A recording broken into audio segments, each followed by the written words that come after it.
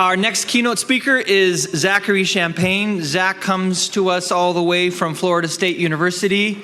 In talking with Zach, we discussed the possibility of me giving him quite a long introduction, and he said he would rather do that on his own. And so without further ado, let's welcome Zach. Thanks, Zach.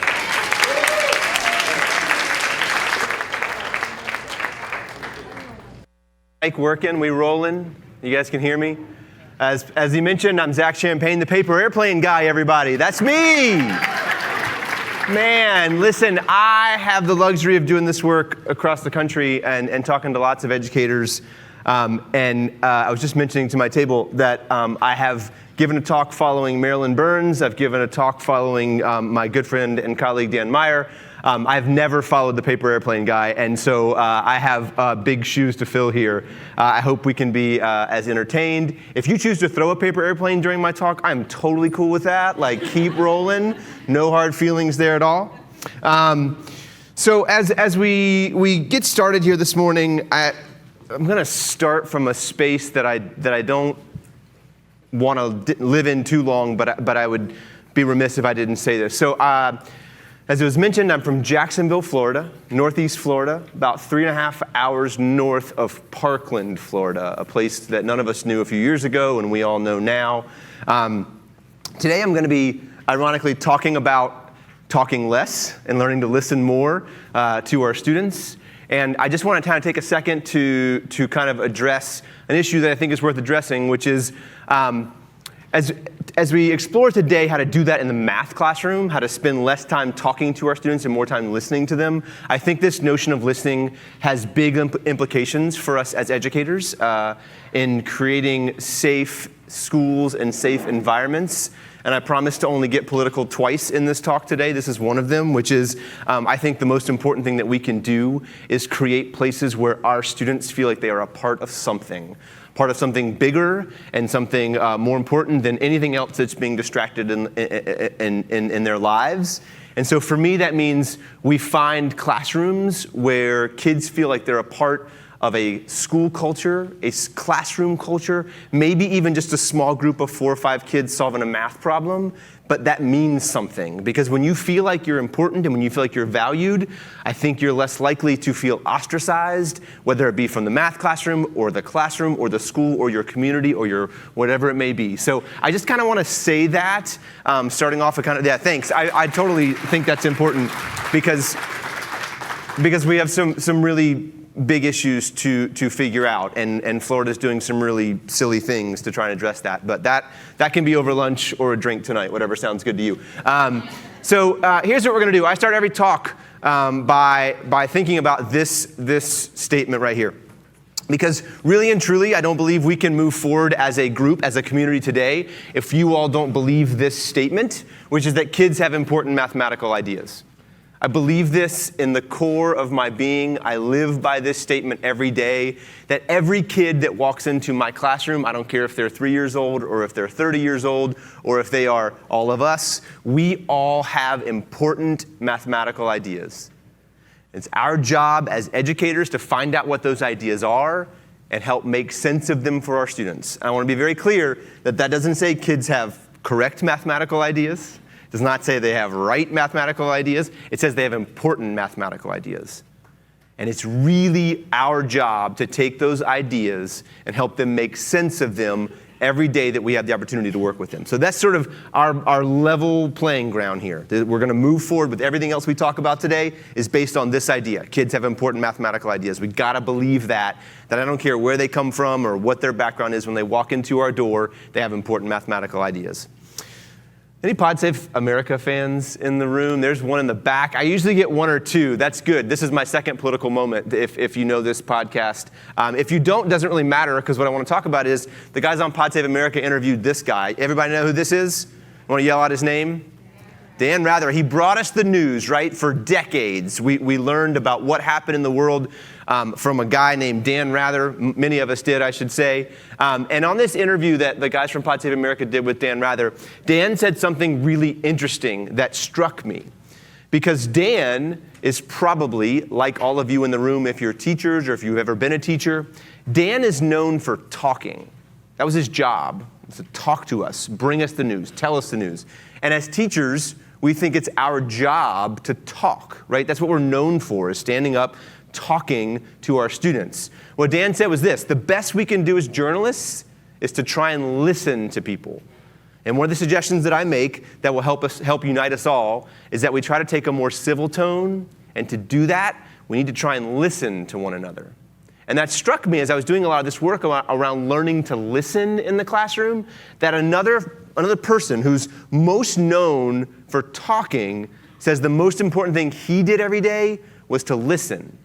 And that hit me in the space of like, that's what we need to do as well as educators. I mean, that's our job, is to listen to our students. And so I liked that parallel, again, from someone who was most known for talking, as teachers are, to sort of thinking about the most important thing we can do is learn to listen. So I'm going to take one quick step back and talk a little bit about listening versus hearing. I will not go deep into this, but we're going to just quickly say this, that hearing is a physical process. We're not going to talk science on this today. We're going to talk about that if you're a hearing individual, there are things that happen where these things come into your ear and your ears make sense of what's happening. That's a physical process to hear something, all right? Listening is different. Listening is hearing and then actually reflecting upon or doing something about what you've heard. Now, if you're like me and you have a wife or a partner, there are many times in your life where you may have heard something, and they might yell from the other room, "Did you hear me?" And you can actually now say, "Yes, I heard you, but I didn't listen. I didn't do anything about what you said," right? So you've heard what's there, but until you've acted upon that, you haven't listened to what was said. Listening is, it's a cognitive process, and it's the first step in understanding and learning. I think that's really important, okay? So here we go. Here's what we're going to do. I got 4 ideas today that I want to share with you on how we can become better listeners. 4 things. And I'm going to give all 4 to you right now. And then if paper airplanes or the STEAM playground are calling your name, it's probably a good time to go at that point, because you're going to have everything I'm going to give you right now. I'm going to give you the 4 things I think we can do. And then what we'll do with the remainder of our time is dive in deeper to these things. But here's my 4 suggestions for how we can become better listeners in the math classroom. First and foremost, ask questions that you don't know the answer to. Our good friend Max Ray, many of you may know him, he gave an Ignite talk a few years ago where he talked about the difference between listening to and listening for. Listening for an answer is what we're conditioned to do as teachers. We ask a question like, what's 5 times 5? And I know the answer to that question is 25, so I'm listening for someone to say 25. I'm conditioned to hear that number, move on to the next thing, right?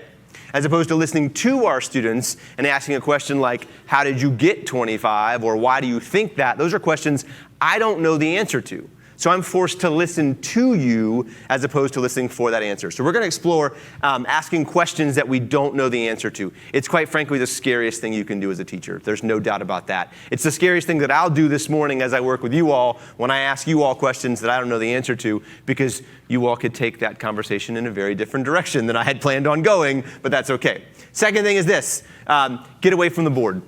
I'm talking to a room of pre-K or early math educators. You know that.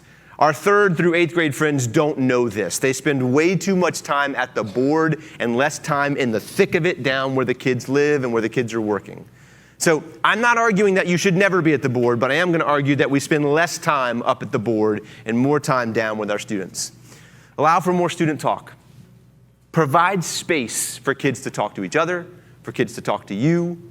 But as we explore this one a little deeper later on today, when we come back to this one, I'm going to also talk about how we can allow for more student talk in their written work. Because I think that I'll tweak my definition of listening for a second, is that we can listen to our students really well with the stuff they turn into us. The reality is, if you're teaching elementary school, there's papers you collect, right? There's things you get from kids every day. And I have some ideas for how we can do a better job of providing opportunities for them to give us information on that stuff they turn in.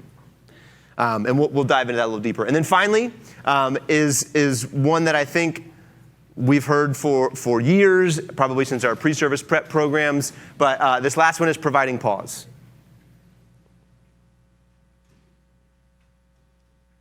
Did you get uncomfortable for a second? I didn't forget what I was going to say, I promise. I just wanted to kind of explain why pause is so scary, right? That it was like 2 seconds that I didn't say a word, and you all started giggling a little bit, right? Like, what's happening in this moment? It's hard to provide pause in the classroom. We all know how important it is, but stopping what we're saying and allowing for space for kids to say what they need to say is an access and equity issue. Because the reality is, if we're calling on that first hand that goes up, and I'm not waiting long enough, there are students in the back of the room, which I'm going to put it out there, they're generally the black and brown students in the back of the room who aren't the first ones with their hands up. And we are cutting off their voice by calling on that first hand that goes up every time and not providing that space for kids to process the question we've asked, right? It's big. It's an access and equity issue. There are 2 times that I'll talk about where we provide pause. One is after we ask that first question. What's 5 times 5? And then we sit and we wait and we let everyone process. And we have great moves, teacher moves, for like put a thumb on your chest when you have the answer. Don't wave your hand up in the air so everyone feels intimidated. But we have good things that we do in that first pause. But there's also a second wait time or a second pause that I think is equally as important, which is after someone gives an answer. So what's 5 times 5? Someone says 25. What I want to do is I want to jump to the next thing, right? The reality is that's a space to pause as well. Let it sit for a second. Let everyone process what was said, right? And it gets uncomfortable. But both of those wait times that are well documented in the research and literature, you can see make a huge difference in your classroom. And I encourage you to just play with pause, play with quiet a little bit, even though it is ridiculously uncomfortable. So let's dive into these more deeper. Okay, here's the first one. Asking questions we don't know the answer to. I've already talked for way too long in a talk about not talking, so I'm going to let you guys do some talking to each other. And we're going to do that through one of my very favorite structures, which is these 2 questions. What do you notice and what do you wonder? How many are familiar with notice, wonder? Yeah, good. I love that moment in the back. When I ask that question and someone's done it, they just grin ear to ear because they know how powerful what's about to happen is in classrooms. It's amazing. So what we're going to do is I'm going to show you a picture here in just a second. And I'm going to ask you to answer these 2 questions. What do you notice? What do you wonder about this image that I'm going to show you? But I'm going to give you a little bit of background information on this image. Okay? This image is taken in my parents' bathroom. So let's just get that out on the floor and all of its awkwardness. That this picture is this piece of art, I'll say, is hanging in their bathroom. And one day, I was in their bathroom. I told you we're going to keep getting uncomfortable for a second. It's okay. And I noticed this piece of artwork. And I started doing these 2 things, noticing and wondering about this piece of artwork.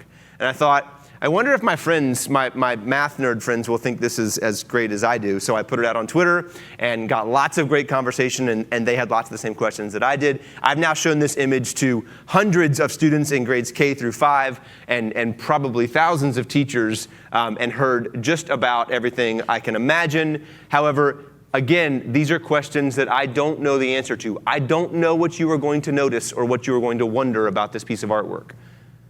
I have some ideas about what you might say, but it is still very scary because you might go down a path that I don't know the answer to the question you're asking, and then we have to be uncomfortable with me not knowing the answer, and then it seems weird that you have a keynote that doesn't know the answer. That's a different story. So here's what's going to happen. I'm going to put this piece of artwork up on the screen. I'm going to give you 30 seconds on your own to think about what you notice and what you wonder. And generally speaking, noticings are statements. I noticed this. I see this. I saw that. Wonderings are questions. I wonder why this is that way, or I wonder about this thing over there. Okay? So you're going to do that 30 seconds on your own, and then when I say go, you're going to be able to talk to your people around you about what they notice and what they wonder about this piece of artwork. Okay? What questions do you have for me about this activity here? Yes? How old was I when I did this? Just a few years ago. That means I have to tell you my age if I tell you how old I was, so we'll just say a few years ago. How's that? Any questions on the structure for this, what you're going to do? You're going to have lots of questions that I'll try to answer. So here's a piece of artwork. Okay, so here's the deal. Turn and talk to someone around you about what you noticed and what you wondered. I'll give you a few minutes to do that. Yeah. All right. Let's wrap up those conversations and try and come back together. My elementary friends have lots of really good routines for raising hands and clapping to get you to come back together. I have this routine that I do where I just start talking for a long time and then get louder and louder, and then eventually, somehow, we all come back together. That does not work with 8-year-olds, let's be honest, but it works with adults. And so I just, for the record, will come back and forth in this space a couple times today. And I won't clap or raise my hand or anything like that. I'll just kind of start talking until you all feel like you're ready. So I think we found that space. So let's start. I just want to hear a couple of noticings. Okay, so try really hard not to ask me any questions yet, but I will. I promise you, I will try to answer the questions that you ask, which I don't know the answer to sometimes, but that's okay. So let me hear a few noticings first that you guys talked about. Over here, and then I heard something here. Go ahead. I noticed the different contrasting colors, the dark to the light. Gotcha. The contrasting colors, the dark to the light. Great noticing. Thank you. I heard something about the rings, maybe? Yeah, did you guys see some of the rings in there on some of the pieces? Sure. A couple other noticings. Yes? I noticed it's like 3D, it's like a shelf on the bottom. Yeah, 3D, like a shelf on the bottom there. Good noticing. Good noticing. Yes? My partner noticed that there were squares and rectangles. Nice. So we have squares and rectangles up there. Good noticing. I think I'll say this now, and then I will definitely say it again. I think it's really important that every noticing and every wondering that's made when you do this, be very aware that they are not all going to be mathematical, and that is okay. That is expected, because if we want to communicate to our kids that math is everywhere, and when you go outside, you're going to see math when you look here, and look at all these times you see math. If we don't let the real world come into our math class, and we talk about things that aren't mathematical, then why would they think that math class should be out there, right? This is not a 60 minutes today we're doing math, and the rest of your day you're not doing math. So I don't want to make the argument that this can happen all day, every day in the math classroom, right? Like, we have things we have to do as educators, and content that we have to get to. But sometimes, I'd argue once, twice a week, having conversations that aren't about math during math time is okay. It's all right. Not the full hour for however long you have, but spend some time in that. So you notice we had some noticings that were, by definition, maybe not mathematical, and we had others that were maybe more mathematical, and that's okay. So let's hear some wonderings. What questions do you have about this piece of artwork? Yes, ma'am.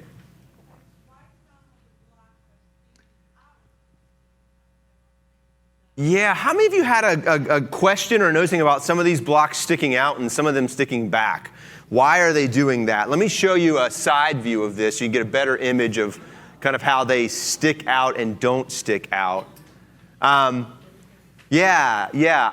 To answer the question, why? I don't know why, if I'm being honest. What I do know is they do. Some of them stick out further. Some of them sit back. And there is this shelf. Someone noticed the shelf there on the bottom. It's not a very practical shelf. It doesn't hold anything, but there's a shelf there. What else do you notice? Or excuse me, what else do you wonder? Yes?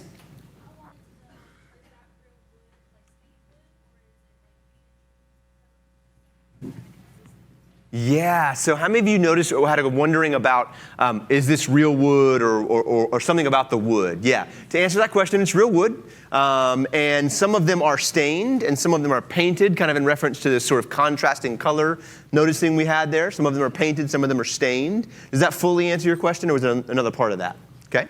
Other wonderings? Yes, and then we'll kind of come around here. I'm wondering what someone did with all the rest of the wood. Good question. Yeah, let's go ahead and answer that and tell secrets about my dad. My dad built this piece of art, and my dad has this thing that he can do that I can't do, which is like he's a piddler and he can go in the wood and go in the garage and just build things, right? Like this is in him who he is. You know, he just does this sort of woodworking work. And these pieces of wood were all scraps. You knew it, you could feel it, couldn't you? Scrap wood in the garage, because Dad never throws anything away, right? So these pieces of wood were out there, and he put them together in that way. Other wonderings? He painted it after, actually, well, let me say, after what? Not after he composed it. No, they were painted individually. I think that's the back of it. We might get to some questions about the back later. That's the back of it there, and so only the fronts are painted. So he painted them and then he puts it together. Other wonderings? Yes, sir? I wonder why your parents chose to put it in the bathroom. That's a great question. I wonder why they chose to put it in the bathroom. I do too. I've asked him that question. Ironically, my mom just moved it out of the bathroom like a week ago. I came in, it was like hanging in the dining room, and he's actually extended it a little bit, but we can go there later. To answer that question about why, which I think I can, has to go with where these colors came from. Did any of you have questions about why those colors? Yeah, so let me start by answering that, and then I'll answer this one. So those colors were chosen because they were the leftover paint from the colors of the rooms in the house, right? So the living room's this sort of greenish color. Dad built a table and he stained it, so the stained ones are leftover stain from that, which I don't know, I'm not an interior designer, but I think it's a fairly clever thing to do, right? Like this maybe ties in the colors of the house, and so they ended up putting it in the bathroom to sort of bring in all of the rest of the colors would be my guess there. So yeah, colors, those are the rooms, colors of the rooms in the house and the stained table that he made. Yes, ma'am? I wonder how much it weighs. And now that she's moved it, what kind of holes were left in the wall? Yes, so excellent question. I just showed this about a month and a half ago, and it was the first time I heard the how much does it weigh question, and I promised myself I'd figure it out, and I didn't before now. So I don't have an answer for you as to how much it weighs. But we could think about this a little bit, and some of you had questions about size or weight or something like that. Yeah, there's lots of interesting questions there, like how big is it? How much does it weigh? I don't know how much it weighs, I'm sorry, but we can get at some ideas, because I do know how big these pieces are. How many of you work with wood? Anybody work with wood? Those small pieces there, those are what I believe they call 2x2s, but they're actually not 2x2. I don't understand this at all, but that's the way it goes. They're 1.5 by 1.5 inches. And then the middle piece there is a 2x4, which also is not 2x4, but that's okay. It's 3.5 by 1.5. And then there's the 2x6, which, spoiler alert, is also not 2x6. It's about 5, and that one, you get some variance in these. That one that's measured there, I think goes about between 5.25 and 5.5, and then by 1.5. So we can get some ideas about how big these are if we were to go back and look at this, right? Thinking about 3 different sized blocks there. There's the 2x2s, the 2x4s, the 2x6s. We know about how big each of those are. And in fact, the one thing that jumped out at me about this is I was working with 3rd grade students at the time, and there's this 3rd grade standard that says, understand that area is additive, meaning like you normally see these shapes that are like a rectangle and a rectangle, and they're composite now, and then they say, you can find the area of this rectangle and the area of this rectangle and add them together. You have the area of the whole figure, right? Area is additive. This is a really messy example of that, right? Like I could find the area of all of those 2x2s, find the area of all the 2x4s, and the area of all the 2x6s, and add them together, and I'd have the area of the entire shape, at least in theory, right? Like this is where the saying some models are useful but all models are wrong is very true, which is even if I were to do that, if I were to do all that messy math and go through and figure out the area of a 1.5 by 1.5, which now I got to multiply fractions, that's assuming that those are all actually, exactly that size and shape, and they don't have some of these rounded corners, right? So now I got to use calculus to figure out the area of these things if I want to deal with that. This is getting really messy, and you are ready to walk out and go play on the playground, which I can totally respect. But I could do that. But even still, how many of you noticed something about the space in between some of these pieces, right? They're not completely flush with each other. So in this case, I could take a math model, the formula for area of squares and rectangles in this case. I could use this thing we know about area, that it's additive. I could do all that work, and I still wouldn't have the actual area of this piece. And that makes my brain hurt a little bit, right? Like, that's the way models work, is that in the real world, things aren't as pretty. I would have a really close approximation of what the area is, but I would not have the actual area because of lots of factors, right? And then even, I'm going to jump through a few here. Oh, you're going to see them anyway. Look at that. It's fine. It's fine. So we'll go through these. Spoiler alert there. But if we look at this, and I gave you those dimensions and said, take a look, the dimensions of that thing, which I don't know if this surprises you or not, but this thing is probably not as big as you thought it was. At least it's not as big as I think it is every time I see it. It's 13 5/8 inches, so a little bigger than a foot, by 31 inches, so a little bigger than 2 feet. So it's actually not that large at all, right? Pretty small piece of artwork.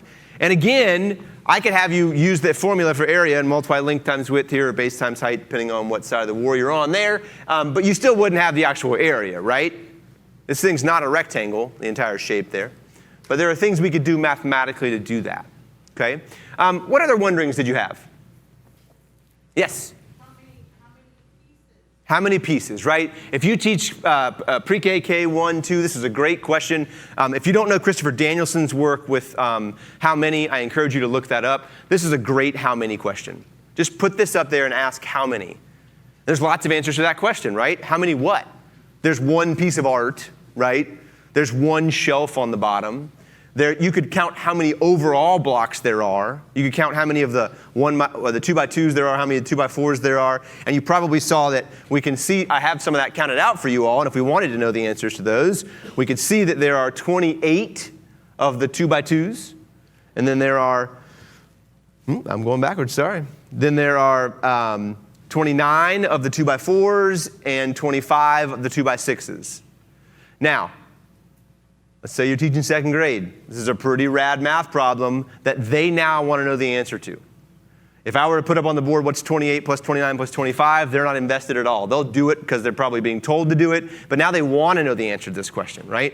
And they might even start to use some really cool properties of these numbers to figure that out, right? Like, oh, 28, I'll take 2 from the 29 and make it 30, and that leaves me 27 there, and 30 and 27. We don't know how they might solve that problem. But they also could take the picture that's in front of them and just count all the pieces, right? This is what Joe Bowler and lots of other folks call a low floor, high ceiling problem, right? Like access here is at a level that if kids can count, they can count these pieces, right? But there's also really some powerful math you could do in sort of figuring out how many. We got lots more to talk about, so I'm going to skip forward pretty quickly here. Any other wonderings that you're dying to know? I'll hang out afterwards too. Yeah. Oh, great question. He planned it. How many of you are familiar with AutoCAD program that people use to build things? He built it in AutoCAD first. And I have pictures on my phone of what that looks like in AutoCAD. He printed them out for me. So he planned each one of these pieces out and where they were going to go intentionally in AutoCAD. He also planned which of them were going to stick out and which didn't stick out. Like, it blows my mind the amount of thinking that went into this. And speaking of not trial and error, but trial and results. Yeah, so he built some things that AutoCAD didn't like it. He moved it around and fixed it the way he liked it.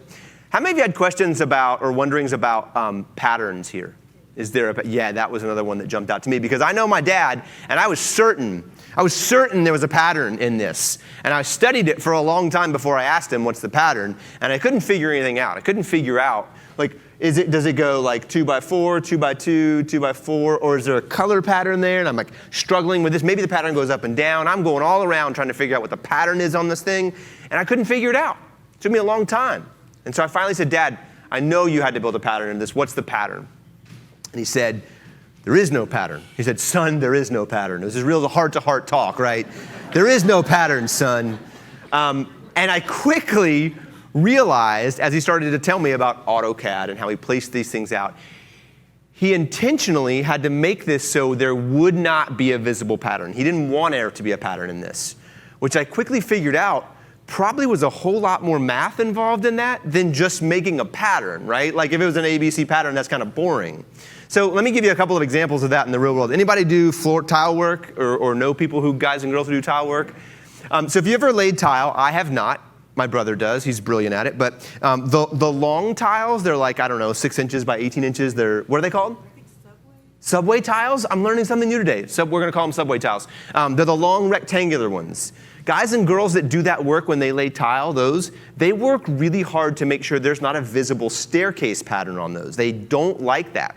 And so what they have to do is, my brother was telling me, when you lay this one, you're thinking 4 or 5 rows ahead about where that piece is going to be over there and what you're going to start it at the wall, or if you start in the center, where it goes. There's lots of mathematical thinking in not making a pattern in that work. Another really interesting example, how many of you remember the first iPod? That circle thing that was on there in the middle, you remember that great thing? It only did one thing, it only played music, not like your iPhone. But let me tell you, as a music fan, the iPod revolutionized my world, right? I have lots of music, I own lots of music, and all of a sudden this little thing that was bigger than this, but I'm gonna use this as my example. This little thing, I could have 100, 200 records on it, right? Albums on there, and there was this really magic button that said shuffle. Remember that? Press shuffle, right? And it would randomly play all the songs from my iPod. It was the coolest thing in the world. Before that, the closest thing I had was that 6-disc changer. You remember the 6-disc changer, right? The clunky clang, clang, clang, and then it would play it. Yeah, the 6-disc changer became the iPod, which was this magical thing. So when Apple released the iPod, their initial one, that shuffle button was just that. It was a true random thing. You press shuffle, and it played a song. And then if you had 100 songs, the next song that would come would be a random selection from the other 99. That's the way it worked. But if you were like me, I used to get really frustrated when I would hear 2 Pearl Jam songs in a row. I would say, there's no way that's random. You can't have 2 Pearl Jam songs in a row. I got 100 songs on there. How did it choose Pearl Jam again, right? And so Apple heard this complaint a lot. And in fact, what they had to do was rewrite the algorithm for the iPod and now your iPhone to be more complex than that. And it's something like this. It says, hey, if Pearl Jam song plays, you can choose the next song, can be any of those 99 songs, as long as it's not Pearl Jam or a song or a band that's tagged to sound like Pearl Jam. So they had to write a more complex algorithm to make our brains think that it was truly a random shuffle. Again, these 2 examples of my dad, the tiles, the iPod, there's more math involved in not using a pattern, which kind of blew my mind for a second there. I was fascinated by that. All right, we're going to move forward. If you all want to talk about this piece of art more, I'll be around all day and would love to talk about it longer, but there's lots to do. Second tip here, let's jump into this one a little bit. Let's spend less time at the board. Get away from the board. I want to show you this, which I think is pretty fun. As an exercise in futility, I did that one thing that you're not supposed to do, which is I went to Google and I searched the word teacher, and then I clicked the images button, and this is what shows up. Let me say this. Maybe this is my third political moment. I promised you only 2, but I did this before net neutrality issues, so maybe this is what I see, maybe it's not what you see. We won't go there, but this is what I saw when I typed the word teacher into Google. If you notice, most of those images are of white women at the board, at the chalkboard, not even a dry erase board, much less a smart board or anything like that. And most of them have their backs to the class, right? This classic move right here that we learned to do so well, where we could kind of see what was happening and we were kind of writing with really bad handwriting on the board, that move is what the world thinks of us as teachers. I think that's, it's a perception, it's a reality, but I think we should spend less time up there and more time down with our kids. Our good friend Marilyn Burns, I'm sure you all know of her incredible work. She's found a Twitter presence and a blog presence like nobody's business. If you're not following the work she's doing there, it's incredible. Marilyn just posted this a few days ago, June 5th. She said, one of the limits of relying on paper and pencil assessments is that correct answers can hide confusion while incorrect answers can mask understanding. In interviews, I listen and I learn. And look where she is. She's sitting with a kid, right? Talking to that kid and listening to what he has to say.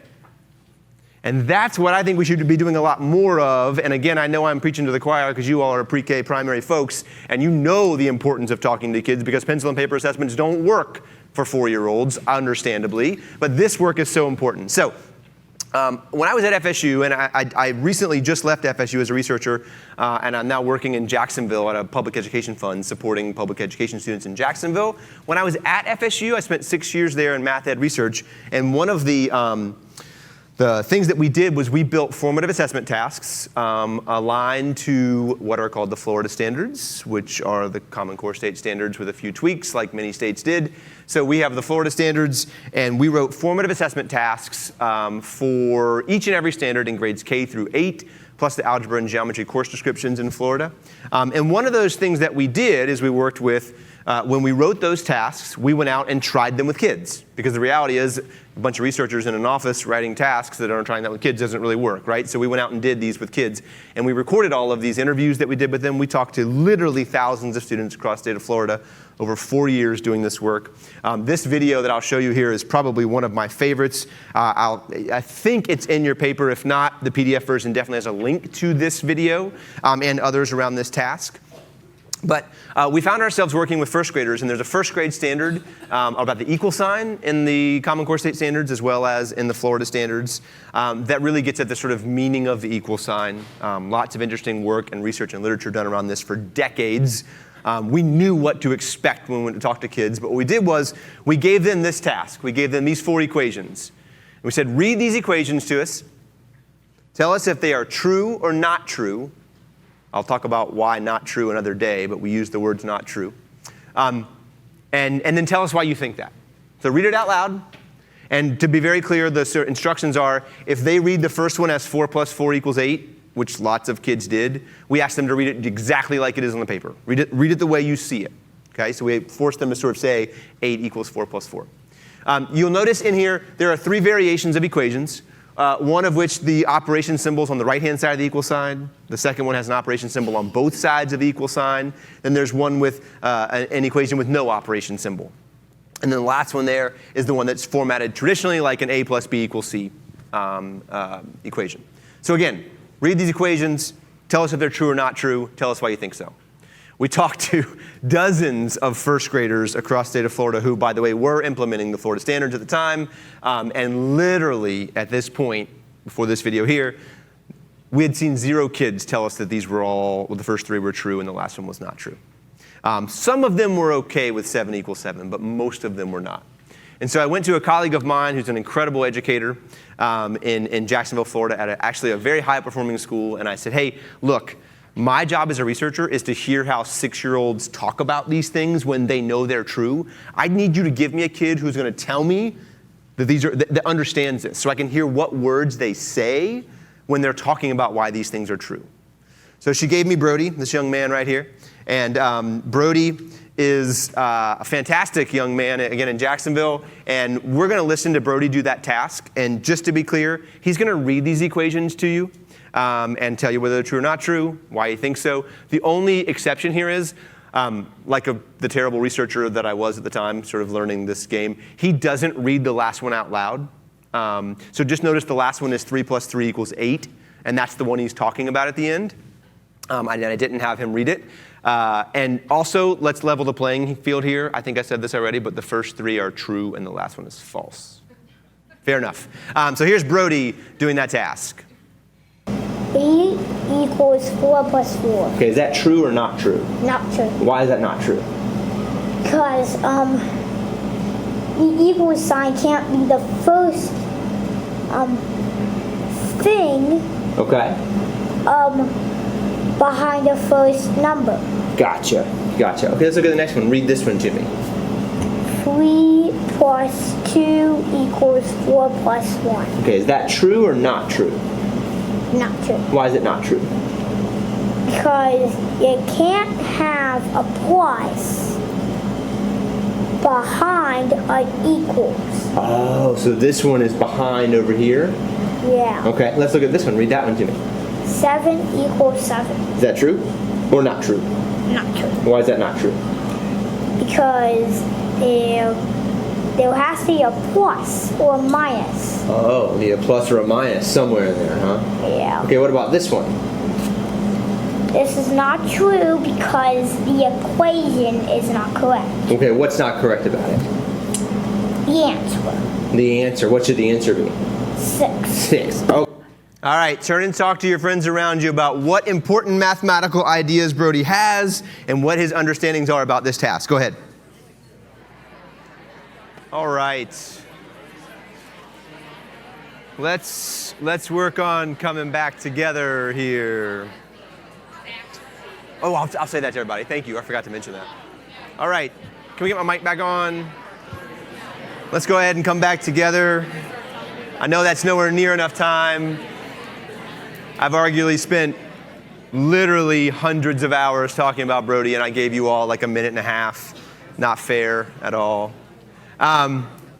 I apologize. The question was asked is how old Brody is. Brody is, I don't know his actual age. I can tell you he's a first grader, and this was October time of the school year, so fairly early in first grade. We do start school in early August, so he's a couple months in, but I'm assuming Brody is 6, but I don't know that to be certain. Okay, what did you notice about Brody? What important mathematical ideas does he have? Yes? Yeah, how many picked up on him saying equation at the end, right? Like, he's very articulate. The equation is not correct, man. Like, get your stuff together. But so definitely has that idea. Yes, ma'am? He was expecting it to look like the last one down there, right? This A plus B equals C or A minus B equals C type of situation. Yeah, and I want to be very clear that I think that's an important mathematical idea. It's not right, okay? It's just wrong, but it's important that we know that about Brody. My point is, I don't think I would have known that about Brody if I was at the board teaching him.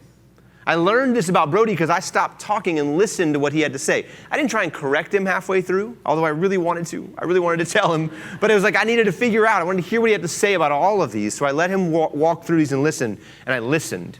What else did you notice about Brody? Yes? That's right. Yeah. Notice he just kind of outright rejected it, the first two, because of where the plus sign was. It didn't matter if the computation worked, which I think is an important mathematical idea as well, right? Like, what comes first here is the way these things look. This is, sorry for this, but this is going to be your second Piaget reference of the morning, right? Piaget told us this thing about schema in our brains, right? Like, that we make this file for what an equation looks like, and Brody has a file for that, right? And what Piaget told us was, when we see something that doesn't look like the definition I have in my brain, we reject it, because that's easier than like readjusting that whole file, right? So it's cognitively easier to just go, no way, not right, not going to even bother adding those numbers together because it doesn't look like an equation. My definition of an equation is A plus B equals C, right? Yes, ma'am. Did you have something to add? I was thinking about the social emotional piece. Yeah. Brody seemed very confident. Yes, ma'am. Being able to answer your questions. That's right. He's a very confident young man and very articulate about his ideas that, again, are important. What about this? What did he say about 3 plus 3 equals 8? Why did he say that one was wrong? The answer, right? The answer's wrong. Well, one thing that I think all of us in the room can agree is that maybe it's not the answer that's wrong. Maybe it's something on the other side. Maybe it's supposed to be 3 plus 5 or 4 plus 4 or whatever. But that statement, the answer is not correct, gives us a really big clue in that Brody has what we call an operational view of the equal sign. Meaning the answer comes after this thing. That's what this thing means, right? The calculator tells us that. We press that equal button, it gives us the answer. Like, that's what that thing's telling us. And Brody has, what the literature and the research call an operational view. He sees the equal sign just like the plus and the minus sign. They're operators. They're not they're not sort of a balance or an inequality or an equality. That's not how he sees that symbol. Any other noticings about Brody? Yeah, so I don't have it in this presentation because of time, but on the website where this video is housed is the task and the rubric. So for every task that we built 4 levels of a rubric, which gave instructional implications, things that you would see for kids at that grade level, or at that level, and then videos of kids solving the problem. So there's lots of other kids like Brody on there. And in fact, we went back and interviewed Brody a few weeks later, and there's a video of him a few weeks later when he sort of is starting to make sense of these things, but in the essence of time, you'll have to watch that on your own if you're really interested. All right, so third thing here, allow for more student talk. Remember I mentioned with this one, what I want to kind of spend time with is thinking about how do we provide space for the stuff kids turn into us to have more opportunities to talk or to share with us what they know about an important mathematical idea, right? So the most important thing I can say to you about this is we have to respect the power of the blank page. We have to do a better job of giving kids space to solve problems. We, as a community who use textbooks in classrooms, are generally really bad at this. The whole purpose, for whatever reason, of a textbook seems like to get as many problems on the page as possible and the least amount of space for kids to solve those problems, and that's something we got to work on. I think kids every day in every classroom should have the opportunity to solve a problem on a blank piece of paper with no constraints as to what they do. Whether that's in a math journal or if it's just a problem of the day or something you do every day, kids solving a problem with no structure, no frameworks, no nothing but blank space. And I don't think we do a very good job of that right now. So here's a problem that I like a lot that is good for this kind of work. It's in the first grade, Common Core State Standards, Florida Standards. That this problem is a both add-ins unknown problem. And it's I would call a non-traditional or a non-routine problem. This one's not in your, this was a plane ride adjustment last night, guys. I apologize. It's not, I see you looking at your handouts. There's another really good problem in there called the cycling shop. It's probably just a little bit beyond the sort of pre-K to grade 1 scope. It's a great problem. The one that's in there is a great problem for like grades 2 through 8. But this one, I think, applies to the work that we do. This problem says this: classroom has a mice cage with 2 parts to the cage, a big side and a little side. Okay, so there's this big piece, there's a little tube in the middle, and there's a small side, right? So the mice can move between the 2 cages at any time. And if the class has 7 mice, what are the ways that the mice can be in the 2 cages? Very classic both add-ins unknown problem. This one was adapted from Carpenter, Franke, and Levy in a book they put out called Thinking Mathematically. And it's a brilliant both add-ins unknown problem. Again, first graders should be solving these problems. And they're very different from the other problem types. And I won't do a problem types session here at all, but there are 11 other types of addition and subtraction word problems that we see in the standards, we see in the literature. This is a 12th one that doesn't act like any of those, right? Because it doesn't have exactly one answer that can solve it. But it's a great problem for kids to try on their own. My point here is, if we don't give them all this space to figure it out, we don't know how they're thinking about this problem. And let me tell you what's really tempting, and what I know I was very guilty of early on in my career, and what I know textbooks are very guilty of, and I know a lot of us are guilty of this, is we go, yeah, this problem's kind of tough, right? This requires some thinking. So I think what I'll do is, to make it a little easier, I'll give them something like this, right? I'll give them the big side and the small side. I'll start there, right? Or maybe we'll say, you know what, that's going to be too hard. I'm going to go ahead and give them a table, big side, small side, right? Or maybe I'll give them an equation like this, blank plus blank equals blank. Or even, I hate to say even worse, but even worse, we throw the answer in there, right? Equals 7, right? And all we're doing with this is, when we think we're helping, is we're constraining their thinking. That's all we're doing, is we're forcing them to solve it in the way that we think they should solve it. And this one's really problematic, because if we want to get at the math behind this problem, which a really great question is, how many different ways can the mice be in the 2 cages? I've now communicated to them that there are that many ways, because kids are going to fill in that whole table no matter what, whether they think they have them all or not. And the lines are there, they're going to fill them in. So that one's really problematic to me. And what our good friend Dan Meyer likes to say is that what we're guilty of sometimes is giving the aspirin before there's a headache. So we give this to them because we think we're helping them. But if we give them this problem like this, and their stuff's all over the paper, man, it's a mess. They got mice drawn over here, and there's numbers over here, and you walk over and you go, what's going on? And they go, I'm so confused. I don't know what's happening. Then we say, hey, do you think a table might help you? Maybe a table would help you organize your thoughts here. Or hey, why don't you just draw a big side and a small side and show me one way that 7 mice can be in there, right? Now they want this structure because there's a headache there. There's a reason to want those things, as opposed to me starting with that and confining their thinking. And so my pitch here for us with this allowing for student talk on the paper is give space, give less structure, or as our friends like to say, be less helpful. Because what we think we're doing sometimes is helping, a lot of times is constraining their thinking. Again, I'm not arguing they never see these things. These things are helpful, but it's not the starting point. This is not where we start. It's where we go when there's a problem. All right, so spend more time giving space on the paper and allowing them to have student talk. And then finally, last tip here, and we're doing great on time. You're going to get to see my friend Rob here in a second. He's great. I'm going to talk about providing pause and what that can do for us. And we're going to do that by looking at another one of my favorite structures in the world. How many of you are familiar with which one doesn't belong? Oh, see, that's another moment. Like a clap. Yes! Lots of work happened before Chris Danielson wrote this book, but I'll credit Chris for this work here, because this image is from his book here, called Which One Doesn't Belong. Real quick on the way this pedagogical structure works. There are 4 images up there, and your job is to decide which one of them doesn't belong with the other ones. Think Sesame Street. One of these things is not like the other. But in the Sesame Street version of that game, there was always one thing that really didn't work. In Christopher's version, and the folks that did this work before Christopher, you can make an argument about why any of these don't fit with the others. And what's beautiful about this is you need literally no language, no mathematical language to engage in this conversation. You can go, and you'll see this in the video that we'll see of Rob. Typically when teachers do this, they call these shapes A, B, C, and D.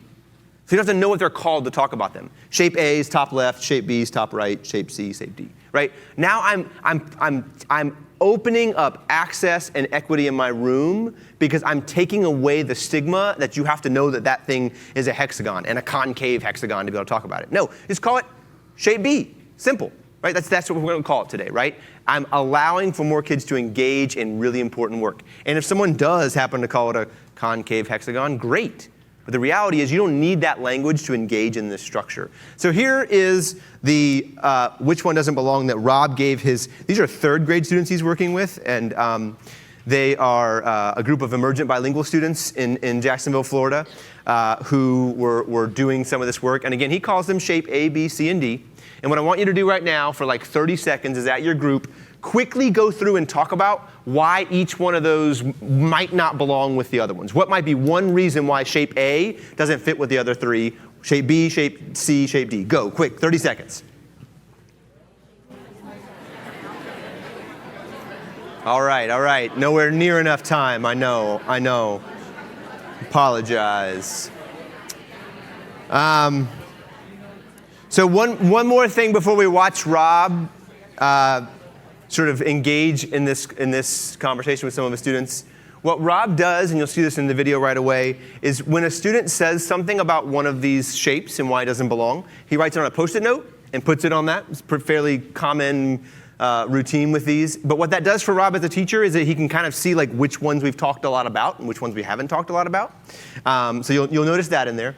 And the video that you're going to see is this young man's hand is up, and he's going to talk about why he doesn't think one of these shapes belong. And you'll notice they've done a lot of talk about shape D already, okay, and a little bit on shape B. The student, when he speaks, it's really hard to hear him, okay?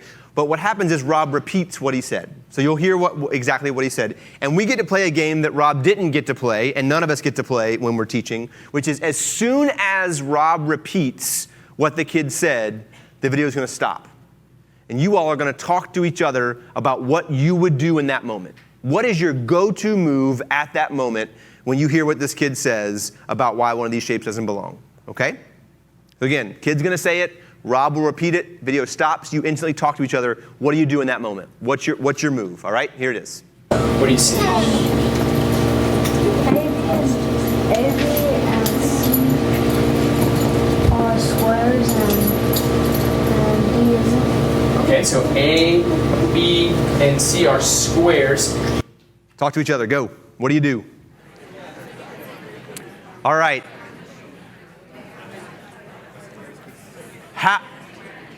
How many of you at your tables had some conversation that went something like this? I would ask, what makes up the square? Or what are the attributes of a square? Or what? How many of you had some, that may not be the only thing you talked about, but how many of you talked about something like that? Okay? How many of you talked about something different? Would you mind sharing? That was a setup. I made you raise your hand for a yes or no question. And I said, tell us. No, that's not fair. Would you mind sharing? I would pause. Okay. And leave it up to the kids.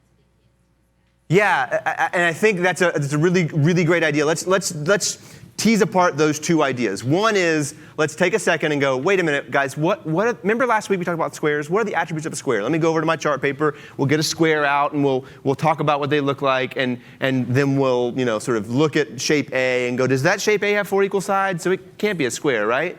So that's one pedagogical move, and that's exactly what Rob did. In fact, Rob went over there and made a chart of what makes up a square, and they spent a few minutes exploring the attributes of a square. Not a bad move at all. It's a teacher move that allowed for something to happen in the classroom. Let's contrast that with pausing for a second, right? And just not saying a word. Just letting that sit in the room. What are some things that might happen if we don't say anything? Yeah. Yeah. They were already probably ready to say, like, wait a minute, shape A is not a square at all, right? Or something like that. What else might happen if we pause? Yeah. Yeah, you engage more people in the conversation. Yes, ma'am. That's right. Like, think about he's going to have to further weigh, and he's going to have to probably justify it to some of his classmates who are going to question him on it. What else might happen? Yeah. Yeah. Yeah. Yeah, absolutely. Yeah, if you build a classroom culture like this, where kids talk to each other, then that's a way more powerful thing than my poster I just made, right? Like, and don't get me wrong, I'm not arguing that that's a bad thing, but it's a move. It's one thing that we do, and it's kind of our gut reaction. I'd like to make the argument that maybe pausing here might also let us explore the thing that kid wanted to talk about, which was shape D. Remember he said A, B, and C are squares and D is not. Maybe I should let him talk about why D is not a square. Maybe for just a second, I should ignore that he's wrong about shape A. Maybe that's not a big deal today. Because what that kid wanted to talk about was shape D. That was what he wanted to talk about. And then Rob, again, with a teacher move that I totally probably would have done myself in that moment. We have the luxury of pressing pause, right?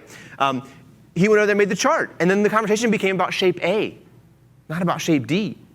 And that's where I think pausing gives us the opportunity to see where that conversation might go, should we not take it the way we think it needs to go in that moment. Because I'm going to make a really unpopular statement here, which is that kid at some point, I hope, I'm going to have to trust that if we play the long game, that kid's going to understand the attributes of the square. He's going to get that at some point. Like, maybe today is not the day. And maybe we explore this other thing that he wants to talk about. And we can't do that if we sort of go down our own path, right? And again, I know this all sounds good, and the reality is some days you've got to teach the attributes of a square. I get it. You have to. And we should. But maybe today's the day that we let this other thing kind of happen and we explore this place where he wanted to go. So here we go. Here's those 4 things again, and we'll wrap up right here. Ask questions you don't know the answer to. Stop. Do more of noticings and wonderings, and why do you think that, and where did that come from, and how does that answer compare with this answer, or how is 5 times 5 like 5 times 6, right? These are things I don't know how the kid's thinking about them. Spend less time at the board, talk to kids, listen to them in their space, allow for more student talk, both on paper and in conversations with each other, and honor that pause, honor that time that is needed. And stop asking like 5 questions in a row before the kid can even answer the first question, right? I've probably done that today to you all. We're super guilty of that. But being aware of that one question is enough. And if they don't seem to process it at first, give them some time.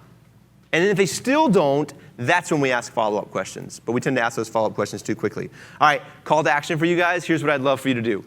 When you get back around kids or in classrooms or the teachers you work with, provide yourself an opportunity to be a better listener, whether it be through one of those 4 ideas or one of the pedagogical structures or the tasks that we did here today, and tell me how it went. Via Twitter, email, whatever works for you. I'm a big fan of it being on Twitter because then we all learn together, or at least the folks that are living in that space learn together. But if you're not there and you're more comfortable via email, I'd love to hear from you on how that went. You can share that with me at zacharychampagne@gmail.com, and it's at ZachChamp, Z-A-K.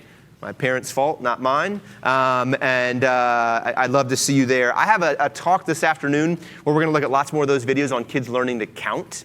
And I'd love to see you there this afternoon. Thank you all very much. Have a great conference.